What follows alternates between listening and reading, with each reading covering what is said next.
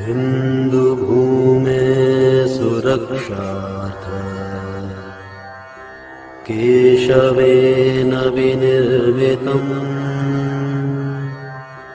यं संघपोषितं येन गुरुं तं प्रणमाम्यहम्। जीवन में अनेक बार जेल से छूटने के, भागने के अवसर आने पर भी जो व्यक्ति उच्चतम नैतिक जीवन मूल्यों को महत्व देता रहा, मृत्यु का सामना किया, पर अपनी जान बचाने के लिए, अपने जीवन को सांसारिक कार्यों में लिप्त करने के लिए कभी भी भागने की चेष्टा नहीं। अरे मैंने तो तुम्हें इस देश के लिए पाल पोस करके बड़ा किया था, तुम तो देश की संपत्ति है। तुम्हें देश के हाथों सौंप करके मैं निश्चिंत हो गई थी, और तुम्हारी फांसी को सुन करके मुझे गर्व हो रहा था कि मेरा बेटा देश के कार्य के लिए फांसी को प्राप्त करेगा। सरफरोशी की तमन्ना अब हमारे दिल में है, देखना है जोर कितना बाजुए कातिल में है। भारतीय स्वतंत्रता के 75वें वर्ष पर प्रारंभ हुए अमृत महोत्सव पर समुत्कर्ष समिति द्वारा आयोजित व्याख्यान श्रृंखला यह गाथा है बलिदानों की में हमें आज माननीय ओम प्रकाश जी भाई साहब का मार्गदर्शन प्राप्त होने वाला है। आदरणीय ओम जी भाई साहब हम सभी के सुपरिचित हैं। पूर्व में समुत्कर्ष समिति द्वारा आहूत विभिन्न व्याख्यान मालाओं में और अन्य अवसरों पर हम सभी को आपका संस्कृति परक जीवन मूल्य संवर्धक पाथेय प्राप्त होता रहा है। मैं आज के इस पुनीत अवसर पर मान्यवर भाई साहब से निवेदन करूंगा कि हमें प्रबोधन प्रदान करें। मान्यवर ओम जी भाई साहब। नमस्कार। समुत्कर्ष व्याख्यान श्रृंखला ये गाथा है बलिदानों की। मैं आपका हार्दिक स्वागत है। सबसे पहले मैं आप सब लोगों को आगे आने वाले बुधवार को 26 जनवरी है, भारतीय गणतंत्र दिवस, उसकी हार्दिक शुभकामनाएं, बधाई। आज का दिन एक विशेष बात से जुड़ा हुआ है। आज 23 जनवरी है। आज से लगभग 125 वर्ष पहले सुभाष बाबू का कटक में जन्म हुआ था। ये हमारे देश के लिए सौभाग्य की बात है कि उनका 125वां जन्म दिवस पूरा देश मनाने जा रहा है। हम सब लोग जानते हैं सुभाष चंद्र बोस और आजाद हिंद फौज, उसका अगर योगदान नहीं होता तो अंग्रेज डर करके भारत से भाग करके नहीं जाते। यथा समय आगे आने वाले दिनों में सुभाष चंद्र बोस पर, उनके जीवन पर, उनके विचारों पर विस्तार से हम लोग चर्चा करेंगे। किंतु आज इस अवसर पर मैं एक छोटी सी उनके बचपन की घटना अवश्य आप लोगों को सुनाना चाहता हूं। एकदम छुटपन था, काली पूजा का दिन,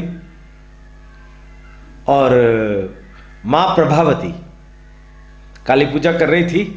बेटा पास में बैठा था, तो मां ने बेटे को कहा, बेटा आज काली पूजा का दिन है, मां के कुमकुम से तिलक कर दो। बेटा आगे बढ़ा, आगे देखा तो एक छुरी रखी हुई थी।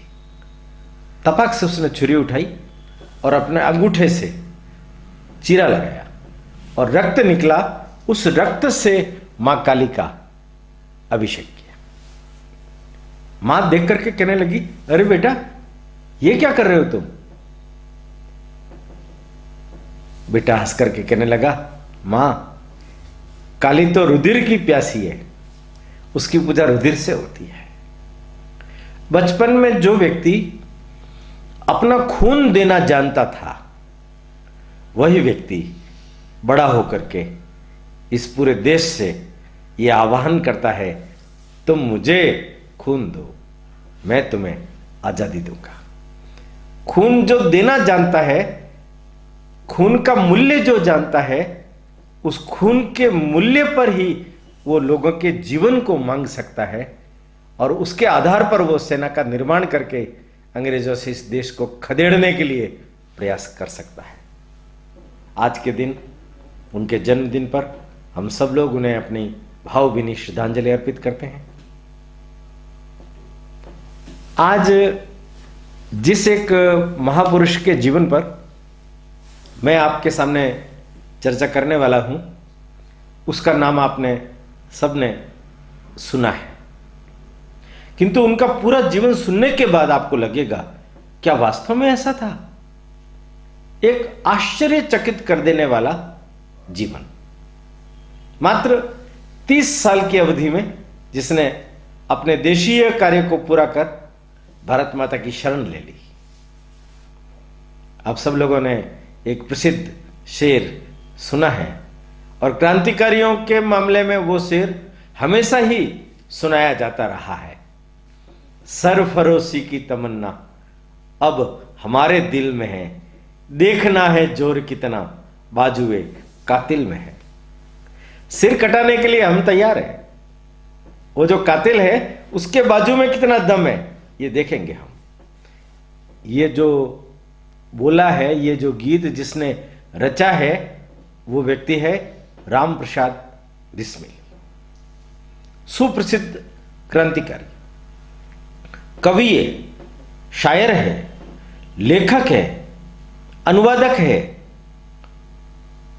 अपने जीवन में उसने अनेक प्रकार के उतार चढ़ावों को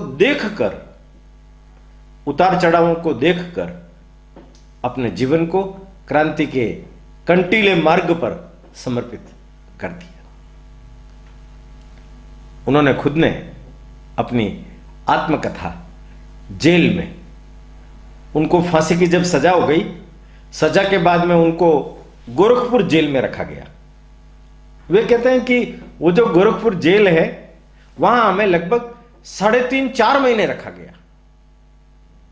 तो वो मेरे जीवन की एक बड़ी महती आकांक्षा थी, मेरी इच्छा थी, मैं किसी योगी की कुटिया में रहूं, वहां योगा अभ्यास करूं। और वास्तव में उस मैदान के अंदर वो जो एक कमरा बनाकर रखा हुआ था, जिस काल कोठरी में हमें ठहराया गया, वो वास्तव में तपस्या से कम नहीं था। उनका वर्णन है, बहुत तपस्यापूर्ण जीवन मैंने वहां व्यतीत किया।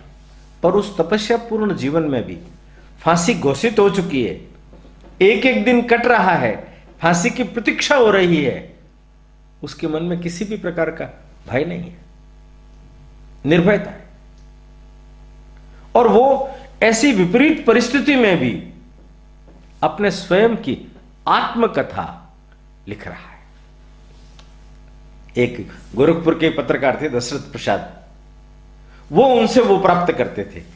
4 खंडों में उन्होंने अपने जीवन को विभक्त करके मेरी आत्मकथा ये लिखी है। मेरा आप सब लोगों से निवेदन है, खासतौर पर युवकों से निवेदन है, राम प्रसाद बिस्मिल की लिखी हुई मेरी आत्मकथा हम सब लोगों को पढ़नी चाहिए, क्योंकि उन्होंने अपने जीवन के ऐसे अनछुए पहलू उसके अंदर उजागर किए हैं जो हर युवक पढ़कर के सोच सकता है कि हर एक व्यक्ति अगर ठीक ढंग से सोचे तो उसके जीवन से महान लक्ष्य पूरा हो सकता है। अंतिम जो 4th खंड है, जो क्रांतिकारियों के ऊपर और क्रांतिकारी जीवन के ऊपर है, वो तो उन्होंने फांसी से 3 दिन पहले ही पूरा किया। वो जो दशरथ प्रसाद द्विवेदी है, उसको गणेश शंकर विद्यार्थी, प्रसिद्ध क्रांतिकारी, उनकी प्रेस, प्रताप प्रेस कानपुर, वहां भेजते थे वो, और वहां वो छपते थे लेख उनके पत्र पर, और बाद में पुस्तक छापी गई। वो पुस्तक प्रतिबंधित कर दी गई, वो पुस्तक प्रतिबंधित कर दी गई, किंतु बाद में अभी वो पुस्तक हर जगह पर अवेलेबल है, हमें जरूर पढ़ना चाहिए। वो स्वयं अपने बारे में लिखते हैं, उनके जीवन को हम पढ़ेंगे तो आपको ध्यान में आएगा। वो बताते हैं कि उनके जो दादा थे उनका नाम था नारायण लाल। चंबल, उसकी बीड़ों में 2 गांव थे, उनमें वो रहते थे। भयंकर गरीबी थी, खाने पीने के लाले पड़ते थे, अकाल पड़ जाता था। उस समय में उनके जो दादा थे नारायण लाल जी, उन्होंने उन दोनों गांवों को छोड़ करके और शाहजहांपुर अपनी पत्नी और 2 छोटे बच्चे, उनमें से सबसे बड़ा बच्चा मुरलीधर और दूसरा बच्चा कल्याणमल, 8 साल और 6 साल की उम्र में शाहजहांपुर आए। कहते हैं कि प्रारंभ के 8-10 साल बहुत गरीबी की घोर दरिद्र अवस्था में बीते, खाने के लाले पड़ते थे। इनकी जो दादी थी बड़ी तेजस्वी महिला, उस दादी ने ही घर को चलाया, उस दादी ने ही धीरे धीरे वहां संपर्क संबंध बनाया, लोगों के घरों में जाकर के अपनी पेट बनाई। क्योंकि दूसरे गांव के लोग अकाल के इन दिनों में यहां आकर के रह रहे लोग विश्वास नहीं करते थे। वो अपना पेट नहीं भरती थी, अपने दोनों बच्चों का पेट भरती थी। धीरे धीरे भगवान की कृपा हुई, इनके दादाजी कुछ पैसा कमाने लगे, उससे दोनों बच्चों की पढ़ाई लिखाई की व्यवस्था हुई, दोनों बच्चे बड़े हुए, उसमें से दोनों बच्चों की विवाह हुए। ये जो मुरलीधर जी है, इनका विवाह ग्वालियर में जाकर के दादी ने करवाया और 11 साल की उम्र में इनकी मां विवाहित होकर के आई। मुरलीधर जी के संतान के रूप में ये राम प्रसाद बिस्मिल पैदा हुए। 11 जून एक लड़का पैदा हुआ था पहले, वो मर गया, किसी विशेष रोग के कारण से मरा। ये कहते हैं कि मेरा भी जन्म हुआ तो मेरे ऊपर भी उस प्रकार के रोग का साया था। तो कहते हैं कि एक सफेद खरगोश लाया गया, वो मेरे शरीर के ऊपर घुमाया गया और घुमा के छोड़ दिया गया, तो सफेद खरगोश मर गया, उससे मैं बचा। यह भी कोई विशेष प्रकार की एक चिकित्सा है। उस रोग के निराकरण के लिए उस खरगोश की मृत्यु के बाद इनको जीवन दान प्राप्त हुआ। इनके बाद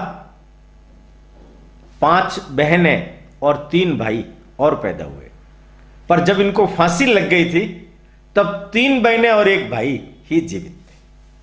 3 बहनों का विवाह भी किया गया। बड़ी मजेदारी की बात है, वो लिखते हैं उससे पहले आज तक हमारे घर के अंदर कोई कन्या को जीवित नहीं रखा गया। उस समय की प्रथा थी। माने महिलाओं के ऊपर कितना भयंकर अत्याचार होता था, महिलाओं को किस दृष्टि से देखा जाता था, किस हे नजर से देखा जाता था, उसके बारे में वो लिखते हैं कि मेरी बहनों से पहले हमारे परिवार के अंदर किसी को जिंदा नहीं रखा गया। ये मेरी मां थी जिसकी जिद के कारण से उनको मारा नहीं गया। उससे पहले जिंदा होते ही लड़की मार दी जाती थी, पैदा होते ही। महिलाओं को 2-2 फुट घूंघट निकालना पड़ता था, बाहर नहीं जा सकती थी, पढ़ नहीं सकती थी, स्कूल नहीं जा सकती थी। इनकी मां कितनी तेजस्वी थी कि घर 11 वर्ष की उम्र में आने के बाद इनकी दादी से घर के सारे कामकाज सीखे और थोड़ा समय के बाद में इसने पढ़ना लिखना भी, अक्षर ज्ञान भी सीख लिया और देवनागरी हिंदी पढ़ने भी लग गई। वो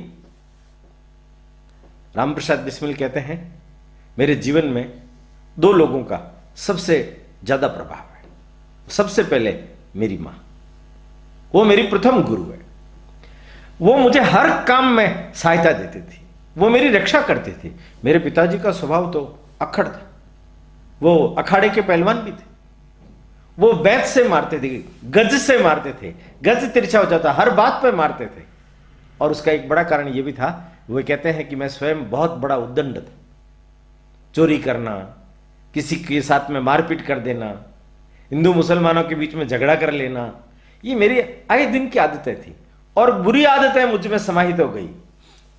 मैं पिताजी के संदूक में से चोरी भी करने लग गया। एक दिन वो तो अच्छा हुआ, भगवान की मेरे ऊपर कृपा हुई कि मैं भांग के नशे में आकर के पिताजी के संदूक से जब पैसे निकालने का उपक्रम कर रहा था तो बच गया, मां ने आकर के देख लिया, पिताजी आए, मारपीट हुई। उस दिन से मेरी वो चोरी छूट गई। मेरी संदूक तलाशी गई तो उसमें उपन्यास थे, गजलों की पुस्तकें थी। मैं गलत संगत में पड़ गया था, गांजा भांग पीता था, सिगरेट पीता था, एक एक दिन के अंदर 50-50, 60-60 अनेक दुर्व्यसन लग गए। वे कहते हैं मेरे स्कूल के अंदर मेरा एक सहपाठी सुशील चंद्र सेन बना, उसने मेरे ऊपर बड़ी कृपा की। उसके सानिध्य में आने के बाद मेरे जीवन में परिवर्तन आने लगा और धीरे धीरे मैं काफी कुछ बदल गया।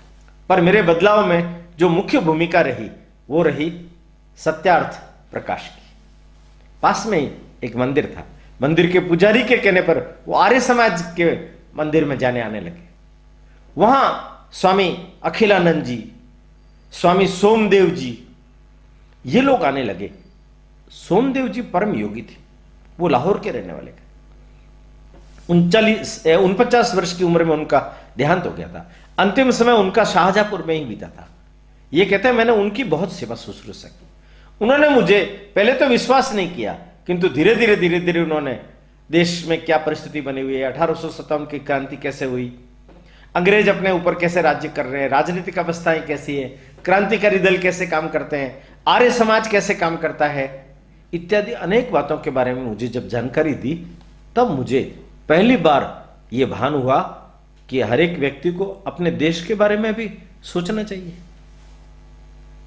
सोमदेव जी की मेरे ऊपर कृपा हुई और उसी समय ही भाई परमानंद, देवता स्वरूप भाई परमानंद, उनको जब फांसी की सजा हुई, अंग्रेजों ने फांसी दी, निर्दोष व्यक्ति को फांसी दी गई, तो मेरे मन में क्षोभ जागृत हो गया और मैंने प्रतिज्ञा की, मेरा जीवन सत्यार्थ प्रकाश पढ़ने से, उनके सानिध्य में रहने से और परमानंद जी की मृत्यु के बाद से प्रतिज्ञित हो जाने से देशीय कार्यों में प्रवृत्त हो गया। उन्होंने प्रतिज्ञा की, मैं अंग्रेजों को इस देश से खदेड़ करके चैन लूंगा। उनका जीवन शुरू होता है लखनऊ में कांग्रेस का एक अधिवेशन था, उससे ये वहां गए। नरम दल और गरम दल के बीच में भिड़ंत हो गई। लोकमान्य तिलक भी वहां आए थे। गरम दल के लोग बड़े उत्साह में थे पर उनकी ज्यादा संख्या नहीं थी। नरम दल के लोगों ने लोकमान्य तिलक को रेल से उतार करके सीधा अधिवेशन स्थल पर ले जाने की व्यवस्था की, क्योंकि लोकमान्य तिलक बहुत प्रसिद्ध व्यक्ति थे। अगर उनकी शोभा यात्रा निकलेगी तो गरम दल की जय जयकार ज्यादा हो जाएगी। तो उन्होंने योजना बनाई कि उनको ट्रेन से उतार करके सीधे लेके जाएंगे, पर युवकों का दल अड़ गया। कहते हैं ये मेरे साथ में पढ़ने वाला एक लड़का था, उसने सबसे पहले पहल की, फिर मुझे भी पता नहीं क्या जोश चढ़ गया। मैं जिस गाड़ी के अंदर, मोटर गाड़ी में लोकमान्य तिलक को बिठाया गया, उसके आगे लेट गया और जोर जोर से चिल्लाने लग गया, मेरे ऊपर से गाड़ी चला दो, मेरे ऊपर से गाड़ी चला दो, मेरे ऊपर से गाड़ी चला दो। अंततः गत्वा उनकी उस गाड़ी का टायर किसी एक ने काट दिया, दूसरी गाड़ी लेकर के आई, व्यवस्था नहीं हुई। उस गाड़ी के लोगों ने खुद ने लोकमान्य तिलक को बिठा करके उनका जुलूस निकाला और बड़ा भव्य स्वागत हुआ। ऐसा स्वागत कभी किसी का नहीं हुआ होगा। लखनऊ में लोकमान्य तिलक की जय जयकार हो गई। जिस मार्ग से वो निकलते, लोग उस पुष्प को उठा लेते, उनकी जगह को अपने माथे पर लगाते। इतनी भाव भक्ति से परिपूर्ण वो शोभा यात्रा पूर्ण हुई। बिस्मिल कहते हैं वहां से मेरे जीवन के अंदर एक देशभक्ति की धारा का उद्भव हुआ। वहां मुझे एक चीज का और भी ज्ञान हुआ कि कोई गुप्त समितियां भी काम करती है जो क्रांतिकारी है। वो देश को आजाद कराने के लिए राजनीतिक दल से पृथक क्रांति के कार्यों से, अस्त्र शस्त्रों का उपयोग करके, अंग्रेजों को मार करके और इस देश से भगाने के लिए प्रयास कर रही है। उन्होंने सोचा मुझे भी इनके साथ में जुड़ना चाहिए, तो वो जुड़े। सबसे पहले वो क्रांति के जिन कार्यों से जुड़े, उस श्रेष्ठ महात्मा का नाम है गेंदालाल दीक्षित। बड़े तेजस्वी व्यक्ति। उनके मन में देशीय कार्य अपने आप ही पैदा हुआ। उन्होंने किसी से प्रेरणा नहीं ली, किसी का सहयोग नहीं लिया, किसी भी दल से उनका संबंध नहीं था। अंग्रेजों को खदेड़ने के लिए उनके मन में विचार पैदा हुआ कि डकैतों का साथ लेना चाहिए, क्योंकि वो तो मरने मारने के लिए तैयार रहते हैं, उनके पास शस्त्र भी रहते हैं। एक डकैत से उनका परिचय हो गया, ब्रह्मचारी नाम था उसका। उनके सहयोग से उन्होंने तरह तरह की डकैतियां वगैरह ली। गेंदालाल जी ने एक समिति बनाई थी, शिवाजी समिति, और उन्होंने एक युवकों का भी दल बनाया, मातृवेदी। उस मातृवेदी से ये राम प्रसाद बिस्मिल जुड़ गए थे। राम प्रसाद बिस्मिल ने उर्दू में 8वें दर्जे तक की पढ़ाई की। उसके बाद में अंग्रेजी स्कूल में भर्ती हुए, अंग्रेजी की भी इन्होंने 8वें दर्जे तक की पढ़ाई प्राप्त की। ये अच्छा अनुवाद कर सकते, अच्छी किताबें लिखी इन्होंने, अच्छे पर्चे इन्होंने छपवाए, बड़े उत्साही थे ये। पिताजी की उस समय की अवस्था ठीक ही थी, परंतु क्या हुआ कि गेंदालाल दीक्षित जो डकैतों के ऊपर विश्वास किए, उन डकैतों में से एक मुखबिर बन गया। उसने पुलिस को सूचना दे दी एक डाके की। वहां पुलिस आ गई, उनमें और उनमें आपस में मुठभेड़ हुई। उस मुठभेड़ के अंदर गेंदालाल और ब्रह्मचारी जी पकड़े गए। ग्वालियर के किले में गेंदालाल जी को बंद कर दिया गया। राम प्रसाद बिस्मिल 8-10 लड़कों को लेकर के गेंदालाल दीक्षित को छुड़वाने के लिए वहां पहुंचे। एक संतरी को पटा करके एक पत्र लिख करके भेजा, हम आपको छुड़ाने के लिए आए हैं, यदि आप इस कार्य में सहयोग करना चाहते हैं तो पत्र नहीं लिख सकते, तो हां या ना कहिए। उन्होंने कहा ना। उन्होंने उस संतरी से पूछ लिया था, लड़के हैं बेचारे, इनकी जान बेकार में फंस जाएगी। एक जो मुखबिर था वो भी पास में ही था, वो दूसरे एक आदमी को लेकर के जेल से, उस किले से गेंदालाल दीक्षित भाग निकले। बाद में पकड़ में नहीं आए, अपने घर भी गए, घर वाले भी डर गए थे। अंततोगत्वा इधर उधर भटकते भटकते इनके जो एक मित्र थे, उन मित्र को उन्होंने कहा, तो मित्र इनकी पत्नी को लेकर के आ गया। इनको क्षय रोग हो गया था, कौन सेवा करे, पैसा भी नहीं, अब अंतिम स्थिति आ गई है। तो उनके मित्र और पत्नी ने सलाह करके, पत्नी बेचारी क्या करती, अस्पताल में भर्ती करा दिया, और अस्पताल में ही गुमनामी में उनकी मृत्यु हो गई। देखिए मित्रों, जो क्रांति की राह पकड़ते हैं उन लोगों का ऐसे अनाम उत्सर्ग होता है। उन लोगों की सहायता समाज नहीं करता, वो अकेले पड़ जाते हैं, क्योंकि इस प्रकार का भाव समाज में हर व्यक्ति के मन में पैदा नहीं होता। ये जो राम प्रसाद बिस्मिल है, इनके विचारों के बारे में अगर आप सोचेंगे समझेंगे तो आपको ध्यान में आएगा। इन्होंने एक पुस्तक कैथोराइन, अंग्रेजी पुस्तक का हिंदी अनुवाद किया। कैथोराइन पुस्तक थी, रूस में एक महिला थी, उस महिला ने रूस के अंदर रिवोल्यूशन कैसे लेकर के आई, वो क्रांति वहां कैसे लेकर के आई, उनके जीवन पर थी। उसका अनुवाद भी किया इन्होंने। उसके कारण से इनके मन के ऊपर बहुत भारी प्रभाव हुआ। वो क्या चाहते थे, क्रांति का मार्ग कोई अच्छा मार्ग नहीं है, हर व्यक्ति को देशभक्त होना चाहिए, इस देश के लिए जीना चाहिए, देश के लिए कार्य करना चाहिए, हर व्यक्ति दूसरे व्यक्ति का शोषण न करके उसके उत्थान में सहयोग करे, एक प्रजातांत्रिक व्यवस्था लागू होनी चाहिए, ऐसा उनका स्वप्न था। ये गणतंत्र दिवस है, इसको अगर अपन ध्यान में रखें तो वो अपने इस देश के अंदर गणतंत्र लाने के लिए, प्रजातंत्र लाने के लिए बहुत ही उत्सुक थे। उनका वश नहीं चला, योग कुछ उस प्रकार के बने जिसके कारण से वो इस कार्य में सफल नहीं। गेंदालाल जी के कारण से जो क्रांतिकारियों का छोटा मोटा दल था, संयुक्त प्रांत यानी उत्तर प्रदेश, उसमें छिन्न विछिन्न हो गया। मैनपुरी, गेंदालाल दीक्षित को बाद में मैनपुरी लाया गया, उनके अन्य साथियों को पकड़ा गया, वहां उन सब लोगों के ऊपर मुकदमा दर्ज किया गया, गिरफ्तारियां हुई, वारंट जारी हुए। मैनपुरी षड्यंत्र कांड, इसमें राम प्रसाद बिस्मिल का नाम भी जोड़ दिया गया, उनके नाम भी मालूम, वारंट जारी हो गया। अब इनके घर वालों को मालूम पड़ा, शाहजहांपुर छोड़ना पड़ा, ग्वालियर चले गए। पास में किसी गांव के अंदर चले गए।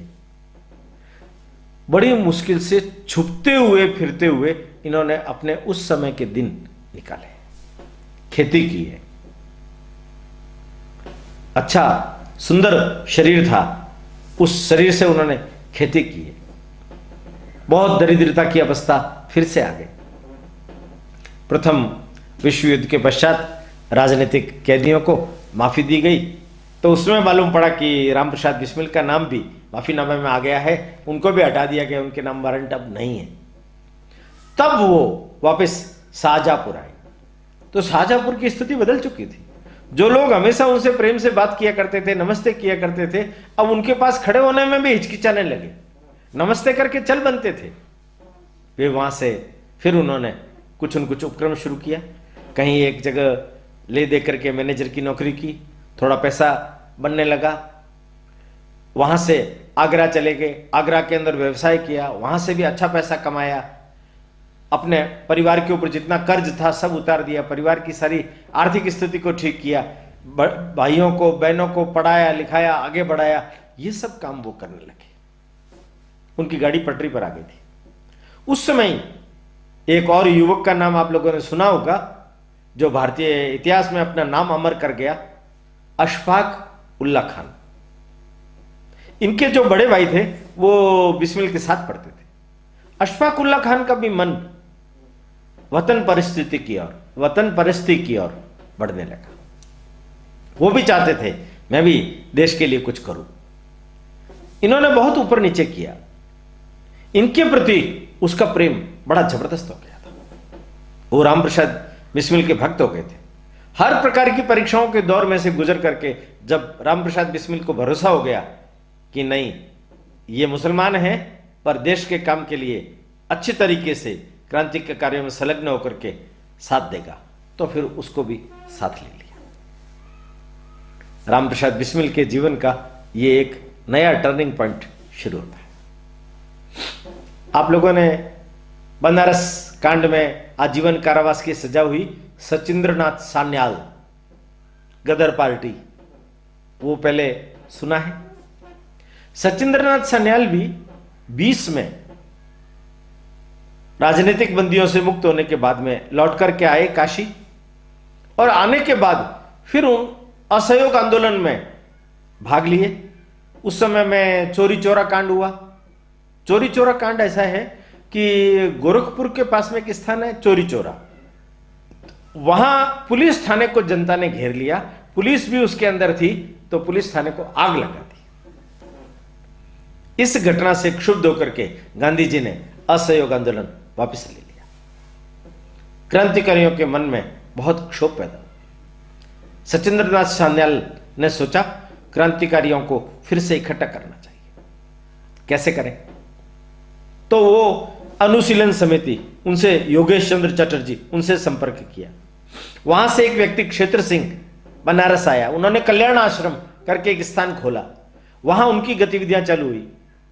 इनको मालूम पड़ा शाहजहांपुर में राम प्रसाद बिस्मिल, जो गेंदालाल दीक्षित के साथ में छोटी मोटी डकैतियां वगैरह डाल करके क्रांति के कार्यों में काम कर चुके हैं पहले, उन्होंने पुस्तक भी लिखी है। राम प्रसाद बिस्मिल ने अमेरिका को स्वाधीनता कैसे मिली ये पुस्तक लिखी थी, अंग्रेजों ने उसको जब्त कर लिया था। इन्होंने लखनऊ और दिल्ली अधिवेशन में उस पुस्तक को बेचना चाहा, पर खुफिया पुलिस ने इनको पकड़ लिया। इनका नाम ध्यान में करके मैनपुरी षड्यंत्र कांड में इनका नाम रखा गया था, बाद में ये मुक्ति पा गए। तो क्रांतिकारियों के बीच में राम प्रसाद बिस्मिल का नाम पहले से ही चल रहा था। तो सचिंद्रनाथ सान्याल वहां आए, अशफाक उल्ला खान, और इनसे मिले, चर्चा हुई, बातचीत हुई, और फिर से क्रांतिकारियों को इकट्ठा किया जाए, फिर से क्रांति के कार्यों को गति दी जाए। तो एक नया दल इन सब लोगों ने मिलकर के बनाया। उस नए दल ने अपना काम शुरू किया। तो उस नए दल में हिंदुस्तान रिपब्लिकन एसोसिएशन के नाम से प्रांतीय संयुक्त प्रांत की अलग से समिति बनाई। उस प्रांतीय समिति में बिस्मिल और अशफाक उल्लाह खान थे। इन लोगों ने मिलकर के अपना काम चालू किया। अशफाक उल्लाह खान और बिस्मिल ने एक रिटायर्ड पुलिस सुपरिटेंडेंट से बंदूक भी खरीदने के लिए प्रयास किया था। वो बेच रहे थे, 250 रुपए में ये जाकर के सौदा करके भी आ गए। पर उसने बहुत बार कहा पुलिस से लिखा कर लाओ, ये करो वो करो। अंत तो गतवा उन्होंने कहा देना है तो दो, नहीं तो मत दो। तो उस रिटायर्ड था, उसने सोचा पैसे तो आ रही हैं तो दे दो, तो दे दिए। तब एक माउजर पिस्तौल थी और एक बंदूक थी, लेके कैसे आए? तो उसको लखनऊ से शाहजहांपुर लाने के लिए योजना बनाई। रामप्रसाद बिस्मिल अपनी बहन शास्त्री देवी को लेकर के शाहजहांपुर से लखनऊ पहुंचे और अपनी बहन के पैरों में बांध करके, उसकी खपचियां ऊपर बांध करके, एक्सीडेंट हो गया है ऐसे करके रेल में लेकर के उसको लाए और बंदूक और पिस्तौल अपने पास में रखी। शस्त्र चाहिए, शस्त्र कहां से आएंगे? ये बड़ी भारी समस्या थी। अलग अलग जगहों पर जो समितियां थी उसमें होल टाइमर जो लोग काम करते थे उनके खाने पीने की व्यवस्था कैसे करेंगे? कई जगहों पर कर्जा भी हो गया, पैसे की आवश्यकता पर बहुत ज्यादा चिंतन होने लगा। तो कहा डकैतियां लगाई जाए, तो गांव में डकैतियां लगाने लगे। एक बार एक डकैती के समय में गांव वालों से मुठभेड़ हो गई, इनके भी 2-4 लोग मारे गए, गांव के भी 2-4 लोग मारे गए। तो ये इन सब लोगों को अच्छा नहीं लगा। इनकी मां ने इनको बहुत स्पष्ट कहा था कि देख बेटा, जिंदगी में देश का काम करना है तो भले कर, पर किसी भी व्यक्ति की हत्या मत कर। इसकी मां की विशेषता यह थी कि कठोर से कठोर बात को भी प्रेम पूर्वक वो समझाती थी। फिर भी अगर वो नहीं मानता था तो अपनी बात कह करके वो चुप हो जाती थी। देख बेटा, इसके परिणाम अच्छे नहीं निकलेंगे। मैनपुरी कांड के अंदर 1-2-4 लोग ऐसे उनको मिल गए थे कि जिन्होंने पैसे बनाना सिखाया, उसके साथ ठगीबाजी हुई। जब उनकी पोल खुल गई तो उनमें से इनके ऊपर फायर किया गया, तो ये जैसे तैसे करके बच निकले। पर इनके मन में ये आ गया मैं इसका बदला लूंगा, मैं उनको मारूंगा। तो इनकी मां ने उनकी उस प्रतिज्ञा से इनको मुक्त करवाया। कहा कि नहीं, तुम्हें नहीं मारना है, ये मैं कह रही हूं ना, तुम्हारे ऊपर मेरा मातृ ऋण है ना, बस उसको चुकाने का यही एकमात्र तरीका है कि तुम उसको नहीं मारोगे, बदला नहीं लोगे। उनकी मां का प्रभाव होने के कारण मां ने ही ये पुस्तक जो छपाई थी, अमेरिका को स्वाधीनता कैसे मिली, उसके लिए 200 रुपए उन्होंने दिए थे। बाद में पुस्तक बेच करके 200 रुपए मां के तो पहले चुका दिए, किंतु बाद में भी 200 से ज्यादा पुस्तकें बची हुई रह गई, बाद में जब्त की गई। अब जब इनका ये दल बन गया, तब इस दल को पैसे का संकट होने लगा। तो दल में एक व्यक्ति ने सूचना दी कि जर्मनी से कुछ हथियार अच्छे प्राप्त हो सकते हैं अपने को, परंतु उसके लिए पैसा चाहिए। पैसा अगर हो तो वो हथियार हम खरीद सकते हैं। कहां से लाए? एक दिन की बात है कि रामप्रसाद बिस्मिल लखनऊ से शाहजहांपुर आ रहे थे, तो ट्रेन में थे। तो ट्रेन के अंदर उन्होंने क्या देखा, गार्ड के डिब्बे के पास में एक बड़ा संदूक रखा हुआ है। हर स्टेशन पर एक थैली आती है, उस संदूक के अंदर डालते हैं, फिर आगे जाते हैं और अंतिम स्टेशन पर वो संदूक उठा करके एक कुल्ली लेकर के आ गया। तब उनको मालूम पड़ा कि हर स्टेशन से पैसों की थैली उसके अंदर डाली जाती है। एक रन जब होता है रेल का, सहारनपुर से रेल चालू होती है, लखनऊ तक पहुंचती है, तो लगभग 10-1 हजार रुपए तो उसके अंदर आते होंगे। तो बेचारे गरीब लोगों को, गांव वाले लोगों को, अपने हिंदुस्तानी लोगों को अपन लूटते हैं, उससे अच्छा है ये सरकार का पैसा लूटा जाए। तो समिति की मीटिंग बुलाई, उसमें सब प्रमुख लोग शामिल हुए, उसमें उन्होंने अपनी बात रखी। सभी सहमत हो गए थे, अशफाक उल्लाह खान सहमत नहीं हुए थे। उन्होंने कहा कि बेकार के इस प्रकार के पंगों में फंसने से अपन सीधे पकड़े जाएंगे, इससे अच्छा है शक्ति बढ़ाएं हम और अंग्रेजों के ऊपर सीधा हमला करें, देश को आजाद कराएं। बाद में बिस्मिल ने, जो उनको अशफाक उल्लाह खान को कुंवर जी के नाम से कहते थे क्रांतिकारी दल में, तो कुंवर जी ने कहा है वो ठीक है, किंतु अभी अपने को पैसे की सख्त आवश्यकता है। अगर इस योजना पर क्रियान्वित की जाए तो मुझे लगता है हम सफल होंगे। योजना बन गई। योजना बनी, उसका दिन निर्धारित हुआ 9 अगस्त 1925। योजना के अनुरूप 10 सदस्यों को इसमें शामिल किया गया। तय यह किया गया कि काकोरी, ये सहारनपुर से जब रेल चलेगी शाहजहांपुर आएगी, वहां से हम बैठेंगे और काकोरी नामक एक गांव लखनऊ के पास में है, वो रेलवे स्टेशन भी है, वहां हम ये वारदात काम में देंगे। हम सब लोगों ने काकोरी षड्यंत्र, काकोरी डकैती कांड पढ़ा है। ये बिस्मिल, अशफाकुल्ला खान वगैरह, इन सब लोगों को उसी में ही फांसी की सजा हुई है। ये काकोरी इस डकैती के बाद ही पूरे देश भर में प्रसिद्ध हो गया, क्रांतिकारियों में विशेष आदर पा गया। योजना क्या बनी? तो योजना यह बनी कि काकोरी से निकलते ही जंजीर खींची जाए। जंजीर खींचेंगे तो जंजीर, थर्ड क्लास के डिब्बे में जंजीरें कमजोर होती है, सेकंड क्लास में कोई यात्रा ही नहीं करता, तो सेकंड क्लास के अंदर खींचेंगे। तो सेकंड क्लास में कौन बैठेगा? सचिंद्रनाथ बख्शी, अशफाकुल्ला खान और राजेंद्र नाथ लाहिड़ी, ये 3 लोग सेकंड क्लास का टिकट लेंगे और ये उसमें बैठेंगे। और शेष 7 लोग ये थर्ड क्लास का टिकट लेकर के तृतीय दर्जे में बैठेंगे। उनमें कौन थे?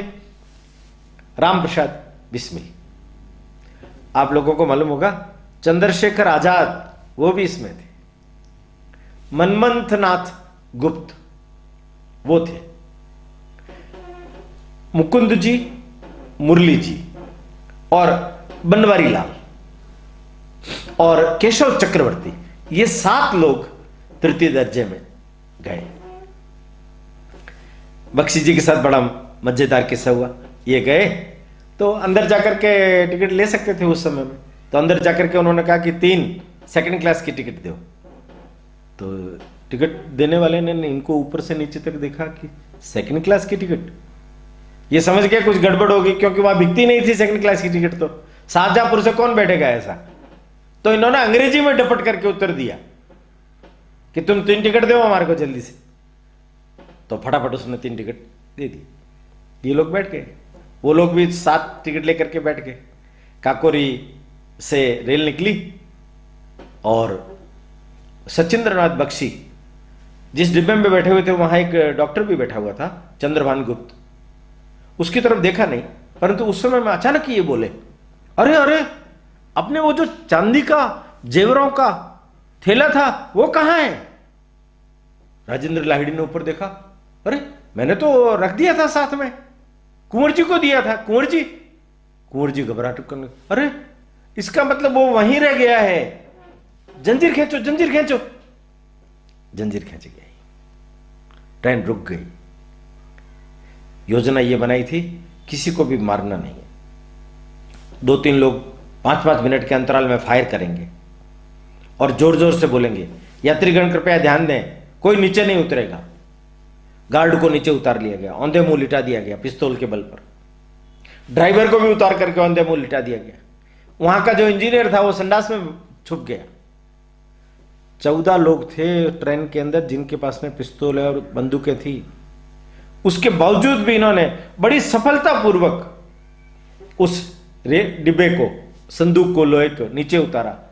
अशफाक और बिस्मिल जी ने उस पर हथौड़ा चलाया, नहीं हुआ तो कुलाड़े से मारा।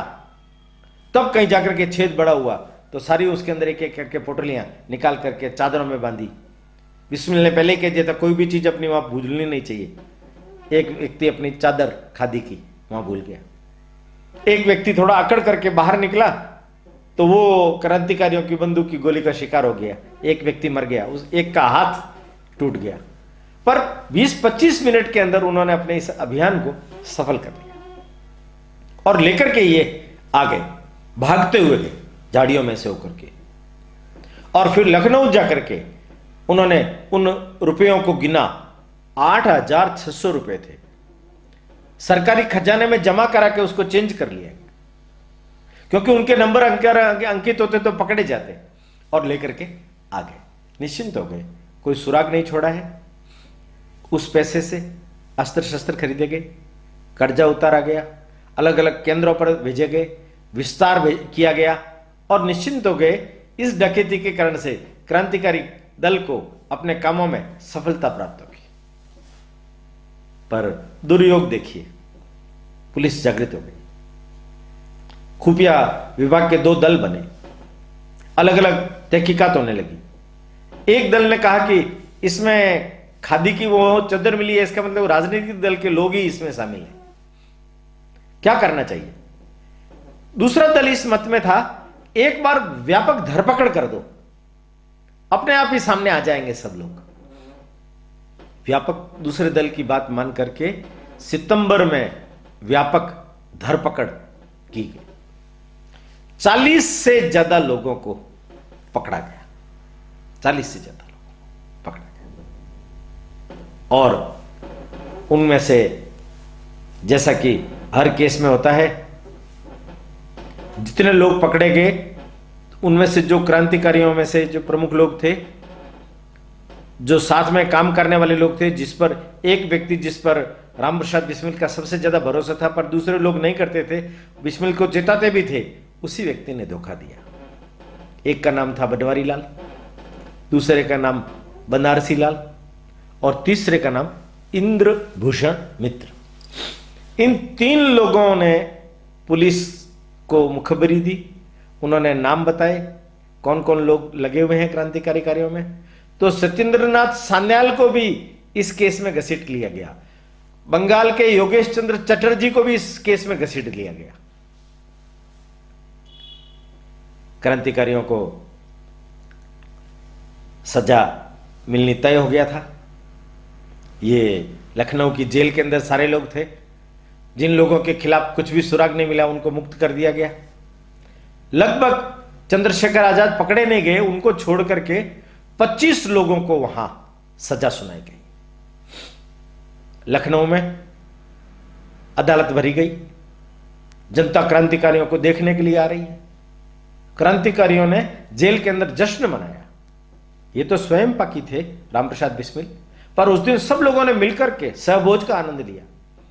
सरफरोशी की तमन्ना अब हमारे दिल में है, गीत गाते गाते झूमते झूमते अदालत में पहुंचे और अदालत के अंदर आप सब में से किसी को कुछ कहना है तो बिस्मिल ने बोला, हम जानते हैं आप क्या कर सकते हो, आप फांसी और आजीवन कारावास को छोड़ करके और कुछ नहीं कर सकते। क्या मिलेगा इससे आपको? हम लोग जो फांसी के फंदे पर हंसते हंसते झूम जाएंगे, हमारे रक्त में से नए क्रांतिकारी पैदा होंगे, नए क्रांतिकारी पैदा होंगे और हम तब तक इस धरती पर जन्म लेते रहेंगे, तब तक अंग्रेजों को इस देश से खदेड़ करके दम नहीं ले लेते। तुम जो चाहो कर लो, तुम्हारा सर्वनाश निश्चित है। मैं तो अंग्रेजों के साम्राज्यवाद का सर्वनाश देखना चाहता हूं। तुम्हें जो मर्जी आए, हमें सजा सुनाई गई। देखिए आप, सचिंद्रनाथ सान्याल को भी आजीवन कारावास दिया गया, योगेश चंद्र चटर्जी को भी आजीवन कारावास दिया गया। नवादा के ठाकुर थे रोशन सिंह जी, जिनका इस काकोरी कांड में कहीं कोई लेना देना ही नहीं था, उनको भी फांसी की सजा। वो हंसने लगे, कहने लगे चलो हमें भी सरकार ने देशभक्ति के काबिल तो समझा। 4 लोगों को, रामप्रसाद बिस्मिल, राजेंद्र नाथ लाहिड़ी, अशफाक उल्ला खान और रोशन सिंह, ठाकुर रोशन सिंह, इन 4 को फांसी की सजा मिली गई। फांसी की सजा जिस 6 अप्रैल को डिक्लेयर हुई 1927 को, 1.5 साल से भी ज्यादा मुकदमा चला। इनको अलग अलग कारागृहों में डाला गया। रामप्रसाद बिस्मिल को गोरखपुर ले गए, राजेंद्र लाहिड़ी को गोंडा, रोशन सिंह को इलाहाबाद और अशफाक उल्ला खान को फैजाबाद। इन जेलों के अंदर उनको फांसी की सजा दी गई। फांसी से पहले, जैसा कि मैंने कहा, गोरखपुर जेल में उन्होंने अपनी आत्मकथा लिखी। गोरखपुर जेल में फांसी के समय उनकी मां और पिताजी मिलने के लिए आए। उस समय एक क्रांतिकारी दल में युवक काम करता था, शिव वर्मा, वो भी आ गया। इनके माता पिता को कहने लगा हाथ जोड़ के, मैं भी उनके दर्शन करना चाहता हूं। मां ने ले लिया कि चल तू, मैं मेरी बहन का बेटा ऐसा बता दूंगी। मां से जब ये मिले तो कहते हैं कि बिस्मिल की आंखों में से आंसू आ गए। मां कहने लगी, अरे तुम कायर हो क्या? तुम्हारा दिल इतना कमजोर है, फांसी से डर गए? मैंने तुम्हें इस दिन के लिए पाल पोस करके बड़ा किया था। अरे मैंने तो तुम्हें इस देश के लिए पाल पोस करके बड़ा किया था। तुम तो देश की संपत्ति हो। तुम्हें देश के हाथों सौंप करके मैं निश्चिंत हो गई थी, और तुम्हारी फांसी को सुनकर के मुझे गर्व हो रहा था कि मेरा बेटा देश के कार्य के लिए फांसी को प्राप्त करेगा। बिस्मिल कारुणिक भाव से हाथ जोड़कर के मां को कहने लगे, मां ये आंसू इसलिए नहीं है, ये तो सहज है। मेरा जो तुम्हारे प्रति प्रेम है वो छलक रहा है। मैं कायर नहीं हूं, फांसी से मैं नहीं डरता हूं मां। ऐसी सैकड़ों फांसी मुझे मिल जाए तो भी मैं नहीं डरता। मैं तुम्हारा बेटा हूं, कैसे डर सकता हूं? तुम्हारे खून को मैं कैसे लजा सकता हूं? परंतु जैसे घी आग के नजदीक आता है तो पिघल जाता है ना, ऐसे मुझे को आंसू आ गए। मेरी तो एक ही इच्छा है मां, प्रत्येक जन्म में तू ही मुझे मां के रूप में मिले। कहते हैं कि उनके पिताजी भी आए, पिताजी भी दहाड़े मार करके रोने लगे। तो बिस्मिल ने उन्हें भी ढांढस बंधाया कि देखो मां कितना धैर्य रख रही है, आप नहीं रख पा रहे। 19 दिसंबर 1927 को उन्हें फांसी के फंदे पर खड़ा कर दिया गया। तुम्हारी अंतिम इच्छा? उसने कहा, मैं अंग्रेजों के राज्य को, साम्राज्य को सर्वनाश देखना चाहता हूं। मंत्र बोले उन्होंने, वंदे मातरम बोला उन्होंने। और अंतिम समय में जो उन्होंने एक पत्र लिखा था अपने एक मित्र को, वो देखिए आप, बड़ा जबरदस्त पत्र है। और वो जो क्या उनकी भावनाएं कैसी है कि उनको देखिए आप। राम प्रसाद को जब 19 दिसंबर को फांसी हुई तो फांसी से पहले वाली शाम को जब उन्हें दूध पीने के लिए दिया गया तो उन्होंने यह कहकर के इनकार कर दिया, अब तो माता का ही दूध पीऊंगा। वो प्रातःकाल निवृत्त होकर स्नान इत्यादि से यज्ञ हवन करते हुए वंदे मातरम, भारत माता की जय कहते हुए तुरंत उठ करके चल दिए। और चलते समय उन्होंने यह कहा, मालिक तेरी रजा रहे और तू ही तू रहे, बाकी न मैं रहूं न मेरी आरजू रहे। जब तक है तन में जान, रगों में लहू रहे, तेरा हो जिक्र या तेरी ही जुस्तजू रहे। देखिए आप, भारत माता के प्रति, भगवान के प्रति इस व्यक्ति की आस्था कैसी जबरदस्त है। मैं ब्रिटिश साम्राज्य का विनाश चाहता हूं। विश्वानी देवा सविता दुर्रानी इत्यादि मंत्रों का जाप करने के बाद में ये फांसी के वहां जाकर के खड़े हो गए। फांसी से पहले उन्होंने अपने एक मित्र को पत्र लिखा था। उन्होंने लिखा, 19 तारीख को जो कुछ होने वाला है उसके लिए मैं अच्छी तरह से तैयार हूं। यह है ही क्या, केवल शरीर का बदलना मात्र। मुझे विश्वास है मेरी आत्मा मातृभूमि तथा उसकी दीन संतति के लिए नए उत्साह और ओज के साथ काम करने के लिए शीघ्र ही लौट आएगी। और आगे वो अपनी कविता लिखते हैं, यदि देश हित मरना पड़े मुझको सहस्रों बार भी, तो भी न मैं इस कष्ट को निज ध्यान में लाऊं कभी।